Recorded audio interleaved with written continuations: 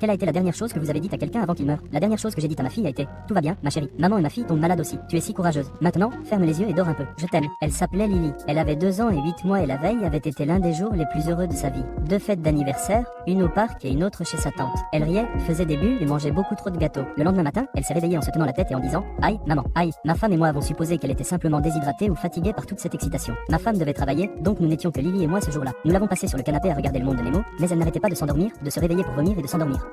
Je pensais que c'était juste une gastro-entérite. Mon frère, infirmier pédiatrique, m'a dit de la garder hydratée avec du Pédialyte. Cette nuit-là, je l'ai mise au lit. Elle était si petite, si fatiguée, mais elle n'a pas pleuré ni eu ses plaintes. Je me suis penché vers elle, j'ai repoussé ses cheveux en arrière et je lui ai dit: tu es si forte, fais de beaux rêves, je t'aime. Du moins, je crois que j'ai dit: je t'aime. Je lui ai dit tous les jours, mais je ne me souviens pas si je l'ai dit à ce moment-là. J'espère que je l'ai fait. Elle ne s'est jamais réveillée. Nous l'avons emmenée aux urgences le matin alors qu'elle ne se réveillait pas. Les médecins nous ont dit qu'elle avait un anévrisme cérébral non diagnostiqué. Il était là depuis toute sa vie, un tic-tac d'horloge dont nous n'avions jamais entendu parler. Cette nuit-là, il s'est rompu. Et juste comme ça, elle est partie. Sa vie était si lumineuse, si joyeuse et si incroyablement courte.